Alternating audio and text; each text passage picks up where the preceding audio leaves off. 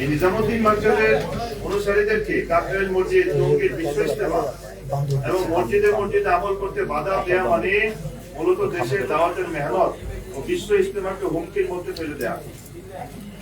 বাংলাদেশ সহ সারা পৃথিবীর কোটি কোটি নিজামুদ্দিন অনুসারী তাবলীগের সাথে কোনোভাবে এই বৈষম্য মেনে নেবে না এবং নিতে পারে না। তাই আপনাদের মাধ্যমে সরকার ও গোটা জাতির সামনে আজকে সাংবাদিক সম্মেলন থেকে আমরা নিচের দাবিগুলো পেশ করছি।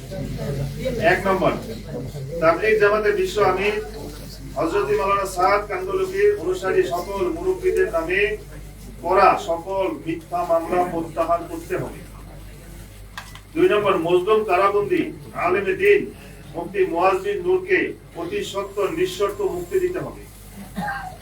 ৩ নম্বর, কাকরাইল মসজিদ টঙ্গীর বিশ্ব ইজতেমা ও সারা বাংলাদেশে মসজিদ ভিত্তিক তাবলীগের কাজকে সমান অধিকারের ভিত্তিতে পরিচালনার পরিবেশ তৈরি করে দিতে হবে।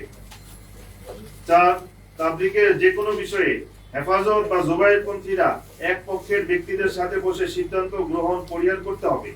অতি দুঃখের সাথে বলছি, মহামান্য স্বরাষ্ট্র উপদেষ্টা ও ধর্ম বিষয়ক উপদেষ্টার মধ্যে আমরা এই বিষয়ে সদিচ্ছার যথেষ্ট অভাব পরিলক্ষিত করছি। তারা বিচার বিশ্লেষণ ও বিচার বিভাগীয় তদন্ত এবং মীমাংসার আগেই এক পক্ষের হয়ে যেভাবে কথা বলছেন সেসব গোটা জাতিকে হতাশ করতেছে। ৫, সঠিক সময় আমাদের কাকরাইল মসজিদ এবং টঙ্গী ইজতেমা ময়দান বুঝিয়ে দিয়ে আমাদের বিশ্ব ইজতেমার নির্দিষ্ট তারিখে ইজতেমা অনুষ্ঠান করার সকল কার্যক্রম নিশ্চিত করতে হবে। ৬, সারা দেশে জোবায়েরপন্থী ও হেফাজত কর্মীরা নিজামুদ্দিনের অনুসারীদের উপর যে জুলুম ও নির্যাতন চালাচ্ছে সেই সবের বিরুদ্ধে কঠিন ব্যবস্থা গ্রহণ করতে হবে। ৭, বারবার তাবলীগের সাথীদের এমন সংঘর্ষ করতে না হয় সেই জন্য রাজনৈতিক ব্যক্তি ছাড়া তাবলীগের উভয় পক্ষকে নিয়ে সমঝোতার পরিবেশ তৈরি করতে হবে। ৮, বিদেশ থেকে আসবেন এমন মেহমানদের ভিসা সংক্রান্ত যাবতীয় ইন্তেজাম দ্রুত সম্পন্ন করতে হবে।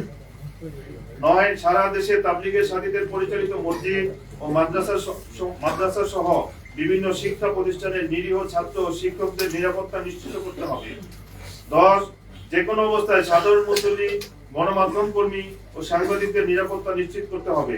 এসব হামলা ও উগ্রতার কাজে মাদ্রাসার অবুঝ ছাত্রদের ব্যবহার করা যাবে না।